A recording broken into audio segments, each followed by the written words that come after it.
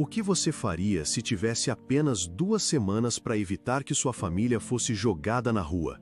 Para Marcelo, um jovem pedreiro de 24 anos, essa não era uma pergunta hipotética, era a dura realidade.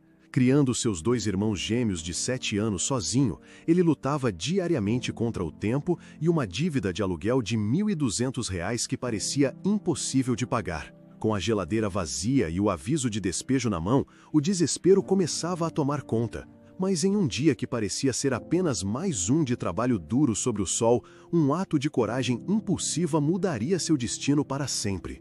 Ao salvar uma mulher rica e misteriosa de um assalto, Marcelo não imaginava que sua honestidade o levaria a receber a proposta mais inusitada de sua vida. Uma proposta que o deixaria perplexo e que poderia ser a solução para todos os seus problemas ou o começo de uma mentira muito perigosa. O som do martelo batendo no prego era um eco surdo para a tempestade que se formava na mente de Marcelo.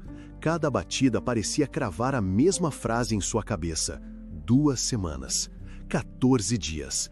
Era o tempo que lhe restava antes que a porta de madeira frágil de sua casa fosse trancada para sempre, e ele, junto com Léo e Lucas, seus irmãos gêmeos de 7 anos, fossem jogados na rua.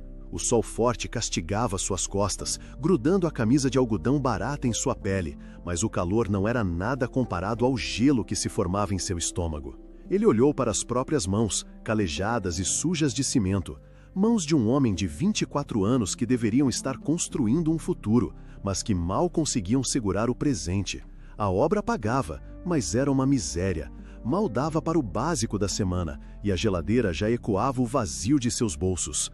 O aluguel atrasado era uma montanha de R$ 1.200, uma quantia que para ele parecia tão inalcançável quanto o topo de um dos prédios de luxo que arranhavam o céu da cidade grande. «Ei, Marcelo, acorda pra vida!» gritou Zé, o mestre de obras, um homem de barriga saliente e coração bom, mas que não podia fazer milagres.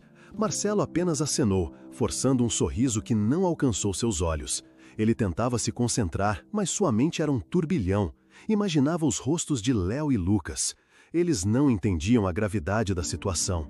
Para eles, a vida era a escola, a bola de futebol murcha com que brincavam no quintal de terra batida e as histórias que Marcelo inventava antes de dormirem. Histórias de heróis que sempre venciam no final. Como ele poderia explicar que o herói deles estava prestes a falhar? A promessa que fez a sua mãe, em seu leito de morte, de que cuidaria dos pequenos, soava agora como uma sentença. Foi então que o grito rasgou o ar. Não era um grito de brincadeira ou de raiva, era um grito agudo de puro pânico. Marcelo virou a cabeça instintivamente. A poucos metros da entrada da obra, na calçada, um homem magro e rápido arrancava uma bolsa do ombro de uma mulher. Ela se desequilibrou, caindo de joelhos, o rosto contorcido em choque e medo. O ladrão não perdeu tempo, disparou pela rua, a bolsa de couro marrom balançando em sua mão. Algo dentro de Marcelo se acendeu. Não foi um pensamento, foi um impulso puro, uma reação visceral à injustiça, à vulnerabilidade daquela mulher que o lembrou de sua própria impotência. Ele largou o martelo, que caiu com um baque surdo na poeira, e correu. Suas botas de trabalho eram pesadas, mas a adrenalina as fazia parecer leves. Ele saltou sobre um monte de areia, desviou de um carrinho de mão e alcançou a rua, os pulmões já começando a queimar. O ladrão era rápido, ágil como um rato acostumado a fugir por vielas. Mas Marcelo tinha a força da construção civil em suas pernas e a fúria do desespero em seu coração. Ele não gritou, guardou todo o fôlego para a perseguição. 1 quarteirão, 2. As pessoas na calçada se afastavam, assustadas. Marcelo só tinha olhos para a figura que corria à sua frente. O ladrão olhou para trás, o pânico estampado em seu rosto ao ver que estava sendo seguido por um homem que parecia determinado a alcançá-lo. Em um beco estreito, o ladrão tropeçou. Foi a única chance que Marcelo precisava. Ele se lançou para frente, um tackle desajeitado, mais força bruta do que técnica. Os dois rolaram no chão sujo. O ladrão, menor e mais franzino, soltou a bolsa para se defender, mas Marcelo não estava interessado em briga. Sua mão agarrou a alça de couro. O ladrão, vendo que a luta estava perdida e que chamava muita atenção, se levantou e desapareceu correndo pela outra saída do beco. Marcelo ficou ali, ofegante, de joelhos no chão, o coração parecendo que ia explodir dentro do peito, e em suas mãos, a bolsa. Ele se levantou, limpando a poeira da calça. A bolsa estava aberta por causa da queda. E foi então que ele viu um maço grosso de notas de 50 e 100 reais, preso por um elástico. Um smartphone de última geração, cuja tela acendeu com uma notificação. Cartões de crédito de cor preta e dourada. E, o que mais lhe chamou a atenção, um pequeno estojo de veludo que também havia se aberto. Dentro, um par de brincos de diamante brilhava sob a luz fraca do beco, faiscando com uma promessa de riqueza que ele jamais conhecera. O mundo ao redor pareceu desaparecer. O barulho da rua, os gritos, sua própria respiração ofegante, tudo se silenciou. Naquele instante, só existiam ele e a solução para todos os seus problemas, ali, na palma de sua mão. O dinheiro. Era mais do que o aluguel. Dava para pagar as contas atrasadas de água e luz, encher a geladeira por meses. Os brincos, ele nem conseguia imaginar quanto valiam. Poderiam garantir um teto sobre a cabeça de seus irmãos por um ano, talvez mais. Ninguém viu.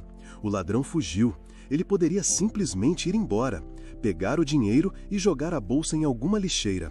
A mulher rica, dona daquilo tudo, provavelmente tinha seguro. Para ela, seria um inconveniente. Para ele, seria a salvação. O rosto de Léo e Lucas veio à sua mente. O sorriso deles, a confiança pura que depositavam nele. Como ele poderia olhar para eles, sabendo que a comida em seus pratos e o teto sobre suas cabeças eram fruto de um roubo? Como ensinaria a eles o que era certo e errado se ele mesmo se perdesse no caminho? O desespero era uma fera faminta, roendo suas entranhas, mas a imagem de seus irmãos era um escudo. Ele apertou a bolsa com força. A tentação era física, uma dor aguda no peito, uma batalha violenta entre a necessidade e a honra. Por alguns segundos, que pareceram uma eternidade, o Marcelo desesperado lutou contra um Marcelo que seus irmãos conheciam como herói. Por um instante, o peso da bolsa pareceu aumentar, como se cada nota e cada joia carregasse o fardo da desonra. Marcelo fechou o zíper com um movimento rápido e decidido. O som do metal se fechando foi como uma sentença final para a tentação. A fera do desespero ainda rosnava em seu estômago, mas a voz da sua consciência, a voz que soava como a de sua mãe, falou mais alto. Ele podia ser pobre, podia estar encurralado, mas não era um ladrão. Com o coração ainda martelando contra as costelas, ele saiu do beco e refez seus passos, a bolsa agora parecendo um brasa em sua mão. Ele a encontrou sentada no meio-fio, exatamente onde havia caído. Com a cabeça entre as mãos, seus ombros tremiam em soluços silenciosos. Parecia tão pequena e frágil em meio à indiferença da rua movimentada. Por um momento, Marcelo hesitou, sentindo-se um intruso em sua dor. Ele se aproximou devagar, com medo de assustá-la. "Senhora", ele disse, a voz um pouco rouca pela corrida. Ela levantou o rosto, os olhos verdes inchados e vermelhos de choro. Ao vê-lo ali, em pé, com suas roupas de trabalho sujas de poeira e a bolsa na mão, ela primeiro recuou, confusa. "Acho que isso é seu", ele estendeu a bolsa. Os olhos dela se arregalaram, um misto de choque, descrença e, finalmente, um alívio avassalador tomou conta de suas feições. Ela pegou a bolsa como quem recebe um tesouro perdido. Abriu-a apressadamente, os dedos tremendo, e olhou para dentro. O dinheiro, o celular, o estojo de veludo, tudo estava lá. As lágrimas que eram de medo agora se transformaram em lágrimas de gratidão. Eu não acredito!" Ela gaguejou, olhando dele para a bolsa e de volta para ele. Você a recuperou! Tá tudo aqui! Como?" "Eu corri atrás dele", Marcelo disse de forma simples, encolhendo os ombros, já desconfortável com a atenção. "Fico feliz que a senhora esteja bem." "Obrigada. Meu Deus, muito, muito obrigada." Ela se levantou, a voz embargada. "Meu nome é Natália." "Marcelo", ele respondeu, dando um passo para trás, ansioso para encerrar a conversa e voltar ao anonimato. "Preciso voltar ao trabalho." "Espere, eu quero te recompensar. Por favor, me deixe." "Não precisa", ele a interrompeu, talvez de forma mais ríspida do que pretendia. "Fiz o que era certo, só isso." E sem dar a ela a chance de insistir, ele se virou e caminhou rapidamente de volta para a obra, deixando uma Natália perplexa e profundamente agradecida para trás. O resto do dia de trabalho foi um borrão. Marcelo bateu pregos e carregou sacos de cimento com uma força mecânica, mas sua mente estava longe. A consciência estava tranquila, mas seu espírito estava pesado. A honestidade não enchia a geladeira. Ao chegar em casa, o silêncio o saudou. Era o silêncio que precedia a tempestade da fome das crianças. Léo e Lucas estavam sentados no sofá rasgado, desenhando em folhas de caderno. Ao verem o irmão mais velho, seus rostos se iluminaram. "Marcelo, a gente tá com fome", disse Léo, com a honestidade brutal que só uma criança de 7 anos possui. Cada palavra foi como uma faca no peito de Marcelo. Ele forçou o sorriso e foi até a cozinha, já sabendo o que encontraria. Abriu a geladeira, vazia. Apenas uma garrafa com um resto de água. Olhou no armário, vazio. O desespero que ele havia confrontado no beco voltou com força total. Com a cabeça baixa, engolindo o orgulho que era quase tudo que lhe restava, ele saiu e bateu na porta ao lado. Uma vizinha, uma senhora de idade que vivia de sua pequena aposentadoria, o atendeu.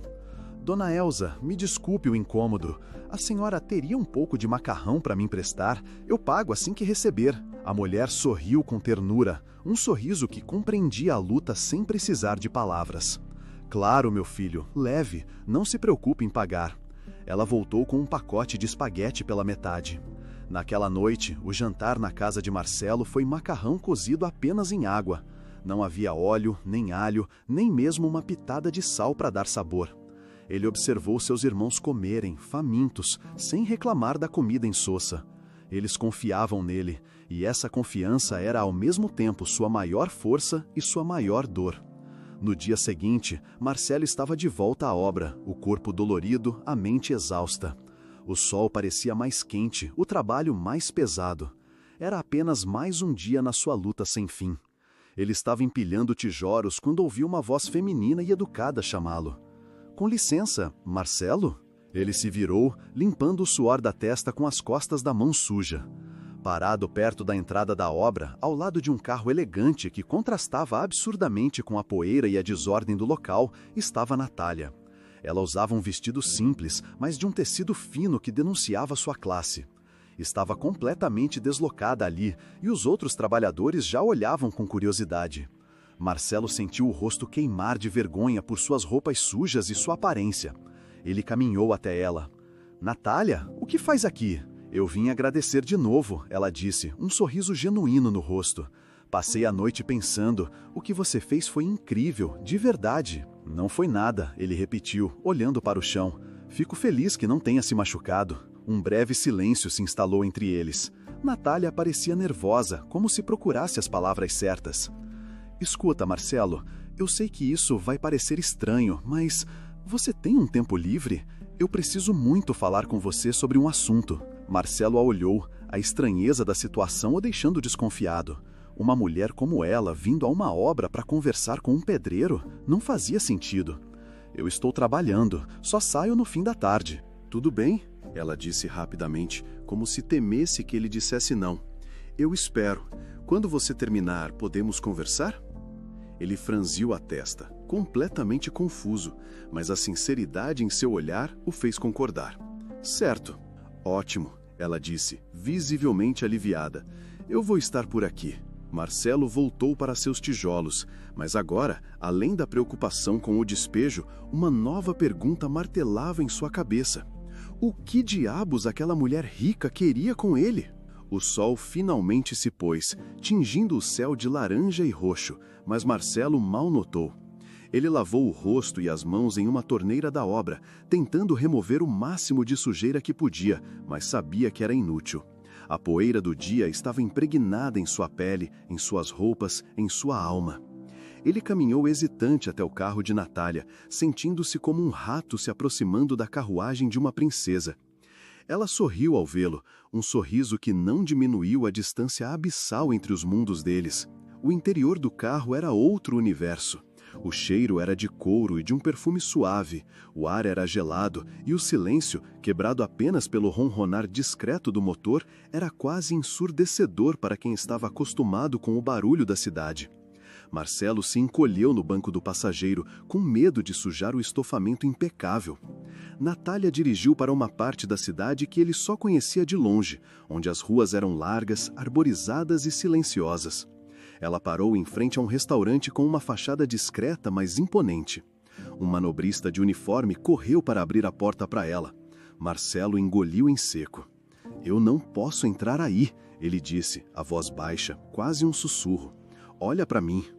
Ele gesticulou para suas roupas, a calça jeans desbotada, a camiseta surrada e as botas de trabalho pesadas, manchadas de cimento. "Não tem problema nenhum", Natália disse com uma segurança que ele não compartilhava. Ela pegou sua mão de leve. "Você está comigo." A confiança dela não foi suficiente para apagar a vergonha que queimava no rosto de Marcelo quando eles entraram. O lugar era ainda mais chique por dentro.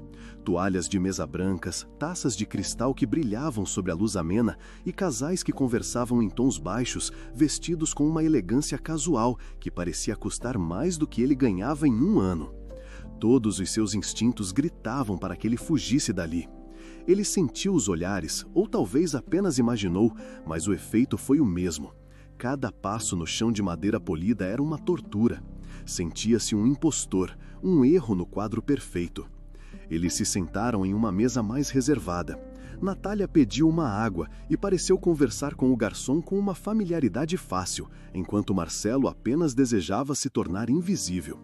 "Então", ele disse, indo direto ao ponto, ansioso para acabar com aquilo. "O que você queria falar comigo? Por que me trouxe aqui?" Natália suspirou, e pela primeira vez Marcelo notou que ela também parecia nervosa. Ela torcia um guardanapo de linho nas mãos. "Eu não sabia como te abordar lá na obra, e eu preciso da sua ajuda, Marcelo, uma ajuda muito grande." Ele a encarou, sem entender. Ajudá-la? Ele mal conseguia ajudar a si mesmo. "Meu avô", ela começou, a voz um pouco trêmula. "Ele me criou depois que meus pais... Bem, ele é a figura mais importante da minha família. E ele é um homem muito rico, muito poderoso. Mas ele não pensa como as outras pessoas. Para ele, tudo é um negócio. Casamentos, relacionamentos, tudo precisa gerar algum lucro, alguma vantagem estratégica." Marcelo ouvia em silêncio, sentindo-se cada vez mais distante daquela realidade. "Ele vive tentando arranjar um noivo para mim", ela continuou, o olhar perdido. "Filho de um sócio, herdeiro de um império, qualquer um que possa fortalecer os negócios da família. Ele me apresenta a esses homens e eles são todos iguais. Olham para mim como se fosse um prêmio, um contrato a ser assinado. Eu recusei todos. Eu não posso viver assim."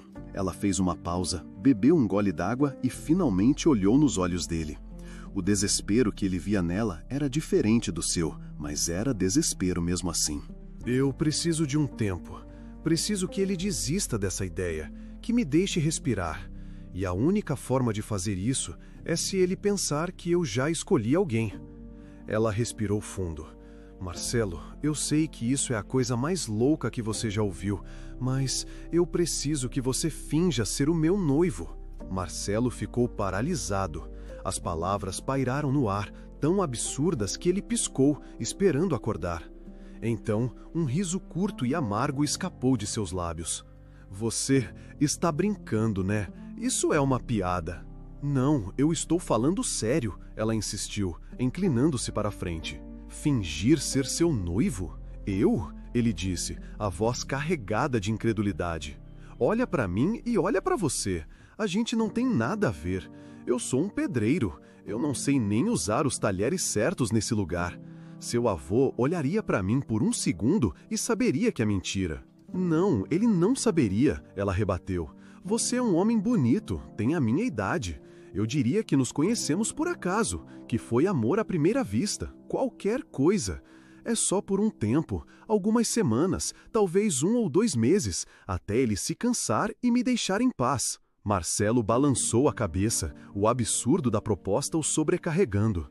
"Não, me desculpe, mas eu não posso fazer isso, é loucura." Ele já se preparava para se levantar e ir embora, para voltar à sua realidade dura, mas pelo menos honesta. "Eu te pago", disse Natália, a voz subitamente firme. Ele parou. Eu sei que você não precisa do meu dinheiro. Ela se corrigiu rapidamente, talvez notando a ofensa em sua hesitação. Mas eu insisto. Pelo seu tempo, pelo incômodo, pelo favor gigantesco que você estaria me fazendo.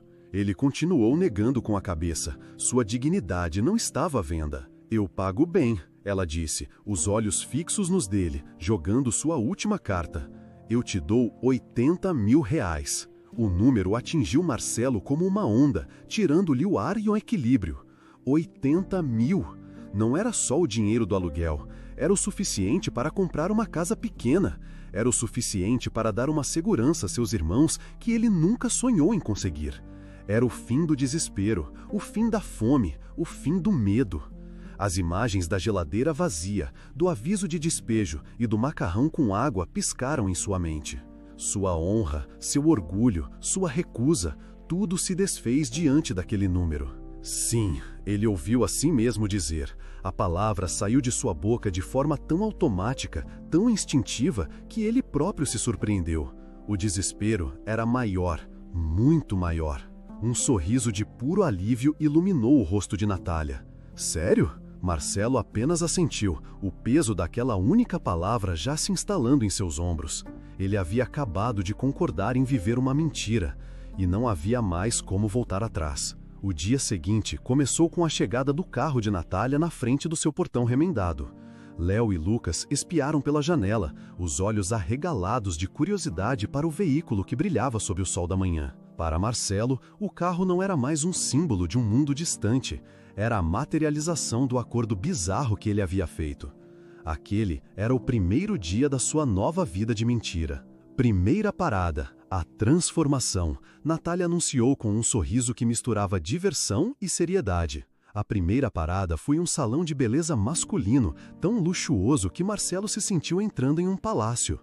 Ele nunca havia cortado o cabelo em um lugar que não tivesse um poste de barbeiro girando na porta. Ali, ofereceram-lhe café, água com gás e toalhas quentes. Sob o olhar atento de Natália, um barbeiro habilidoso cortou seu cabelo, aparou sua barba, dando-lhe um ar sofisticado, mas ainda másculo. Ao se olhar no espelho, Marcelo quase não se reconheceu. O rosto cansado e preocupado ainda estava lá, mas agora estava emoldurado por um cuidado que ele nunca havia recebido. Dali, seguiram para a ala masculina de uma loja de departamentos onde uma única camisa custava mais do que sua semana de trabalho. Ele se sentia um peixe fora d'água, tocando nos tecidos com uma hesitação quase reverente. Experimente este, dizia Natália, entregando-lhe um blazer de corte perfeito ou uma calça de linho. Enquanto ele se trocava no provador, sentindo a estranheza daquelas roupas em sua pele, eles começaram a conversar. Era um interrogatório disfarçado de bate-papo, uma tentativa dela de construir a base para a mentira deles. Então, você trabalha com o quê? Ela perguntou enquanto analisava o caimento de uma camisa nele. Eu trabalho com reformas em geral, sou autônomo, ele respondeu, adaptando sua verdade. Gosto de trabalhar com as mãos, construir coisas. Não era uma mentira completa. E sua família? Ela continuou. A conversa fluiu para ela. Natália contou que geria uma rede de lojas de decoração que pertenciam à sua família. Descreveu seus pais como pessoas amorosas, mas que viviam à sombra do avô, um patriarca implacável que havia construído um império do zero e acreditava que todos deveriam seguir seus ordens sem questionar. Meus pais são bons, ela disse com um suspiro, mas eles desistiram de lutar contra o meu avô há muito tempo. Agora, eles apenas tentam minimizar os danos. Sentados em um pequeno café dentro da loja, Natália o incentivou a falar sobre si mesmo. Hesitante, Marcelo começou. Contou que nunca conheceu o pai e que sua mãe havia sido tudo para ele e para seus irmãos, uma guerreira que trabalhava em 2 empregos para manter a casa. Ela morreu há 3 anos, ele disse, a voz baixa, o olhar fixo no café intocado. Câncer. Foi rápido demais. Ele parou, mas Natália permaneceu em silêncio, esperando. Havia uma compaixão em seu olhar que o fez continuar. Antes disso, quando eu era adolescente, eu tinha outro irmão, Daniel. Dizer o nome em voz alta ainda doía. Ele era o mais novo. Teve uma crise de asma muito forte no meio da noite. O hospital público mais perto estava lotado. Demoramos para ser atendidos. Quando finalmente conseguimos um médico, já era tarde. Ele engoliu em seco, a memória ainda vívida, a culpa ainda o assombrando. Desde aquele dia, eu jurei que nunca mais ia deixar minha família desprotegida. E agora, sua voz falhou. Agora estou há 2 semanas de ser despejado com os gêmeos. Ele finalmente expôs sua ferida, sua maior vulnerabilidade. Ele esperava um olhar de pena, talvez até de repulsa pela crueza de sua realidade. Em vez disso, o que viu no rosto de Natália foi um choque profundo, uma tristeza genuína que parecia abalar suas próprias fundações. Toda a sua preocupação com o avô e noivos arranjados de repente pareceu trivial, uma tempestade em copo d'água diante do tsunami que era a vida de Marcelo. O mundo dela, com seus luxos e dramas familiares, era um castelo de cartas comparado à fortaleza de dor e resiliência que ele havia construído. Sem dizer uma palavra, Natália abriu a bolsa. Ela não tirou um cartão de crédito, tirou um bolo de dinheiro, notas de 100 e 50 amarradas com um elástico, e o colocou sobre a mesa. Era uma quantia considerável, muito mais do que o aluguel. Isso é um adiantamento, ela disse, a voz firme mas suave. Pelo nosso acordo, vá hoje mesmo pagar o seu aluguel. Pague alguns meses adiantados se puder. Encha a sua geladeira. Não quero que você tenha que se preocupar com isso enquanto me ajuda. Marcelo olhou para o dinheiro, depois para ela. Era a resposta para suas orações, mas parecia surreal demais. Você vai me dar esse dinheiro agora? Assim? Sim. Você não tem medo que eu simplesmente pegue o dinheiro e desapareça? Ele perguntou, a dúvida genuína em sua voz. Natália deu um pequeno sorriso, o primeiro sorriso verdadeiramente relaxado que ele via nela. Eu conheço o suficiente, ela disse. O homem que corre atrás de um ladrão no meio da rua por causa da bolsa de uma estranha, enfrenta o perigo e depois devolve tudo sem tocar em um único centavo, não é o tipo de homem que foge com o dinheiro. Eu senti que podia confiar em você naquele beco, e sinto isso agora. As palavras dela o atingiram mais fundo do que o dinheiro sobre a mesa. Ela não estava apenas pagando por um serviço, ela estava investindo em seu caráter. Pela primeira vez em anos, alguém o via não como um coitado ou apenas como um trabalhador braçal, mas como um homem de valor. Ele pegou o dinheiro, as mãos tremendo levemente. O alívio foi tão intenso que o deixou tonto. Um peso esmagador que ele carregava há meses simplesmente se dissolveu. Obrigado, Natália, ele disse, a voz embargada pela emoção. Você não sabe o que isso significa. Eu acho que estou começando a saber, ela respondeu, e no olhar que trocaram, algo mudou. O acordo de negócios havia se tornado algo mais, havia se tornado pessoal. A primeira visita à casa de Arthur, o avô de Natália, foi como entrar em um filme. Marcelo, vestido com um blazer que custava mais do que ele já tinha visto em dinheiro vivo, sentia-se um ator em seu papel mais difícil. A casa não era uma casa, era uma fortaleza de mármore e vidro, fria e impessoal, onde cada objeto de arte parecia valer mais do que a sua vida inteira. Arthur, um homem de cabelos brancos impecavelmente penteados e olhos de um azul gélido que pareciam analisar cada centímetro da sua alma, os recebeu com uma polidez cortante. O aperto de mão dele foi firme, mas rápido, um gesto de formalidade, não de boas-vindas. Então, este é o famoso Marcelo? Disse o velho, com um sorriso que não alcançava os olhos. Ele os guiou até uma sala de estar suntuosa. O jantar foi uma tortura silenciosa. Arthur fazia perguntas afiadas, disfarçadas de conversa fiada. E sua família, rapaz? O que fazem? Onde estudou? Quais são seus planos para o futuro? Marcelo recitava as respostas que ele e Natália haviam ensaiado, sentindo o suor frio escorrer por suas costas.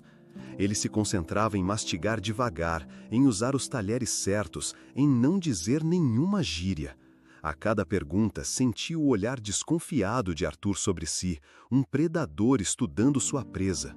O avô queria que a neta se casasse com o herdeiro de uma construtora, um negócio que expandiria o império da família.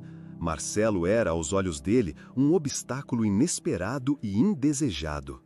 Na volta para casa, no silêncio do carro, Marcelo finalmente soltou o ar que parecia ter prendido por horas. Eu fui um desastre, ele disse, afundando no banco. Natália virou-se para ele, os olhos brilhando de euforia. Um desastre? Marcelo, você foi ótimo, foi perfeito. Ele te odiou, o que significa que ele acreditou em tudo. Ele viu que você não é um dos fantoches dele. Ela riu, um som genuíno de alívio. Só mais algumas semanas assim e estaremos livres, você vai ver. A frase dela pairou no ar. Estaremos livres. A palavra soou estranha para Marcelo. Em breve, tudo voltaria ao normal. Ele ao seu canteiro de obras, ela ao seu mundo de luxo. A ideia, que antes seria um alívio, agora trazia uma pontada de algo que ele não sabia nomear. Alguns dias depois, Natália o procurou com uma nova proposta. Meus pais, Helena e Roberto, querem fazer uma pequena reforma na casa deles, em uma biblioteca antiga. Pensei em você. É um trabalho de verdade, com um pagamento justo. O que você acha? Marcelo aceitou na hora, o coração se enchendo de gratidão.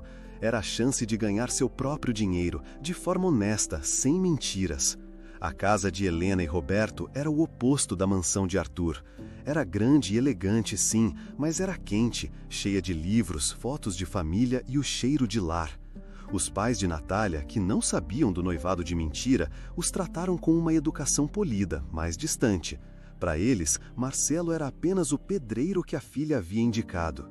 Ele passou os dias seguintes trabalhando na biblioteca, lixando madeira, consertando prateleiras, mergulhado no cheiro de verniz e pó. Natália aparecia todos os dias com um pretexto ou outro.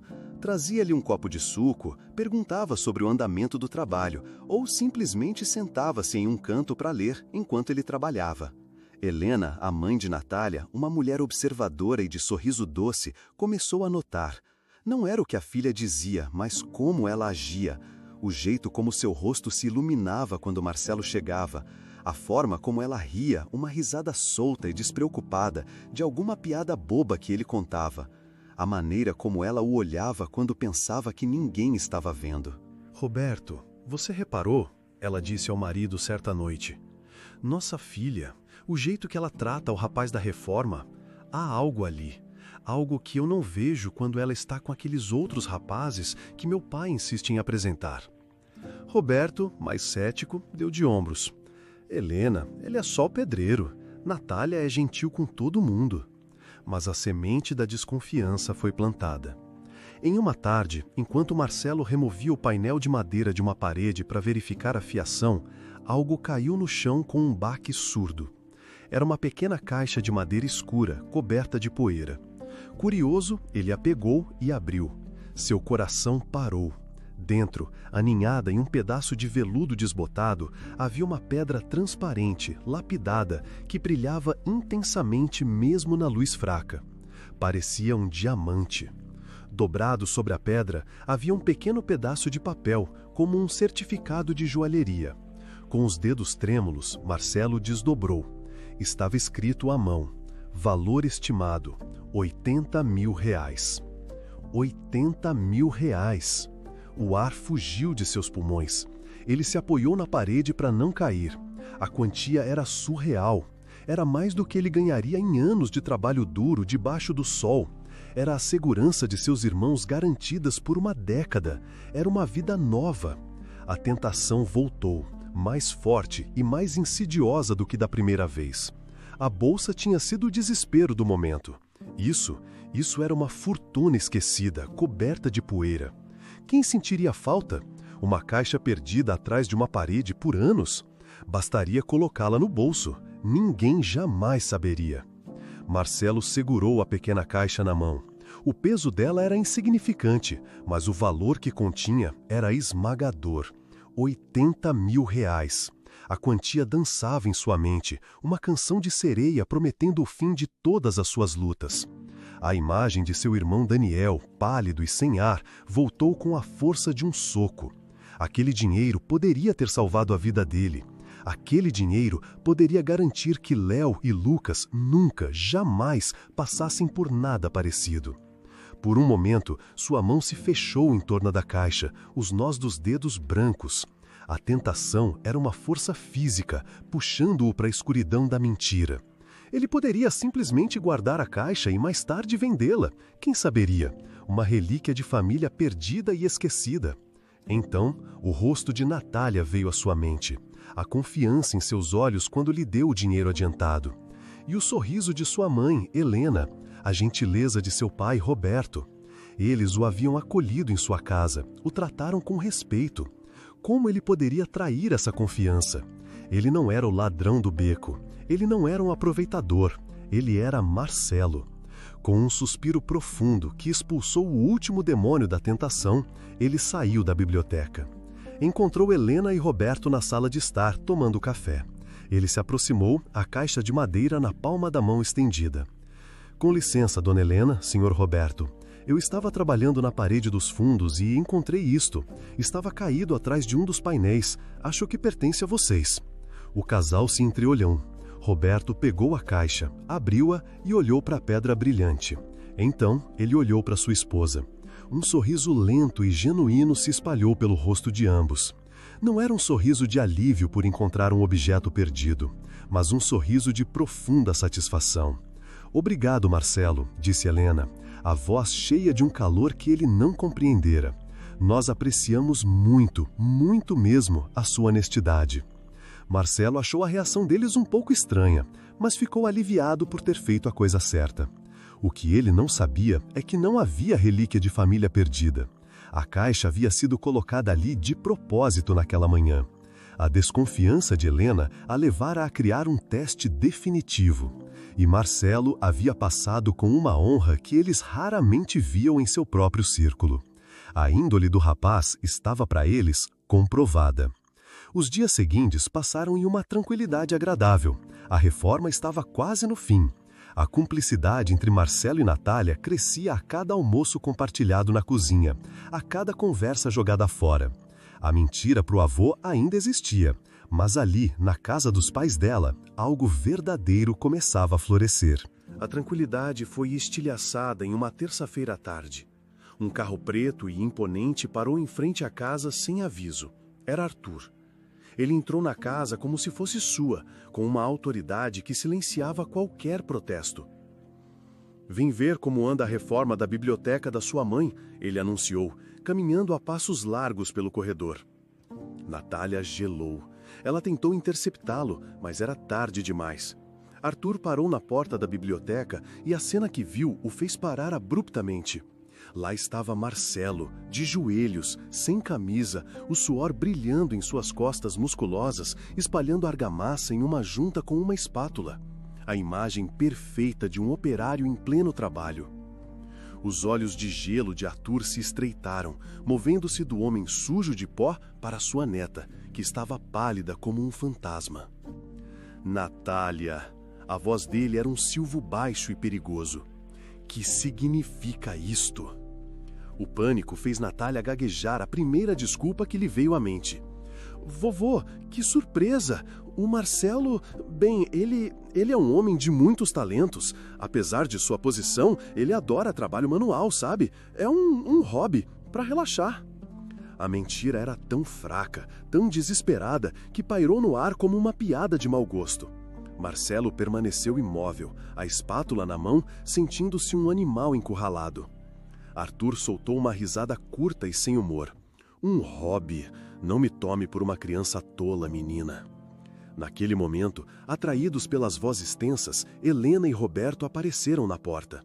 Eles viram o confronto. Arthur, furioso, Natália, à beira das lágrimas, e Marcelo, apanhado no meio. A presença dos pais pareceu dar a Natália a força que lhe faltava. A barragem de medo e frustração que ela segurava por anos finalmente se rompeu. Chega! Ela gritou, a voz ecoando pela casa silenciosa. Chega de mentiras! Ela deu um passo à frente, o corpo tremendo de raiva e alívio. O nome dele é Marcelo. Ele é pedreiro, sim, e é o homem mais honesto e decente que eu já conheci. Mais do que qualquer um daqueles seus sócios ou os filhos deles que o senhor vive me empurrando. As palavras jorravam, imparáveis. E sim, eu menti. Eu pedi para ele fingir ser meu noivo porque eu não aguentava mais. Eu não suporto mais ser tratada como um prêmio, uma peça no seu tabuleiro de negócios. Eu só queria que o senhor me enxergasse, que me deixasse em paz pelo menos uma vez na vida. A confissão brutal pairou no ar, carregada de anos de ressentimento. Arthur ficou em silêncio. Seu rosto era uma máscara impenetrável. Ele não gritou, não argumentou. Apenas lançou um último olhar de desprezo para Marcelo, virou-se para a neta com uma expressão de fria decepção e, sem dizer uma única palavra, deu as costas e saiu. O som da porta da frente batendo foi como um tiro. No silêncio que se seguiu, Natália desabou em soluços. Helena correu para abraçá-la, enquanto Roberto pousava uma mão reconfortante em seu ombro. "Oh, minha filha", sussurrou Helena, embalando-a. "Nós não sabíamos, não tínhamos ideia de que você se sentia assim." Marcelo ficou parado à margem, o catalisador involuntário daquela implosão familiar, sentindo-se mais deslocado do que nunca. A farsa havia acabado, e ele não tinha ideia do que viria a seguir. No dia seguinte ao confronto, o trabalho de Marcelo na casa de Helena e Roberto terminou. Natália o encontrou na biblioteca agora impecável, o cheiro de madeira nova no ar. Ela lhe estendeu um envelope. Era o pagamento final, exatamente como haviam combinado. A transação foi estranhamente formal, fria. A cumplicidade dos últimos dias havia evaporado, substituída por uma distância desajeitada. "Obrigada por tudo, Marcelo, pela ajuda e por não me odiar", ela disse baixinho. "Eu nunca poderia te odiar, Natália", ele respondeu, os olhos nos dela por um instante. Ele pegou o envelope. "Se cuida." E assim, ele se foi. O acordo estava encerrado. Cada um voltou para o seu mundo. Os dias que se seguiram foram vazios para Natália. Ela havia vencido. Seu avô não a procurava, seus pais lhe davam espaço. Ela tinha a liberdade que tanto almejava, mas ela nunca se sentiu tão aprisionada. A casa enorme estava silenciosa demais. As cores pareciam desbotadas. A liberdade tinha um gosto amargo de solidão. Helena encontrou a filha sentada à beira da piscina, o olhar perdido na água. "Você conseguiu o que queria, minha filha. Está livre. Por que essa tristeza?" perguntou a mãe, sentando-se ao seu lado. "Eu não sei", mentiu Natália. Helena sorriu com ternura. "Eu acho que você sabe, sim. Essa tristeza não é por causa da briga com seu avô. Essa tristeza tem nome, não tem? O nome dela é Marcelo." Natália finalmente deixou as lágrimas caírem. "Oh, minha querida", continuou a mãe, abraçando-a. "Seu pai e eu erramos em não te proteger mais, em deixar que o dinheiro e os negócios do seu avô ditassem tanto as nossas vidas. Não cometa o nosso erro.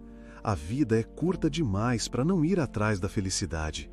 Se você o ama, vá atrás dele." Do outro lado do jardim, Roberto observava as duas e, com um aceno de cabeça, deu sua bênção silenciosa.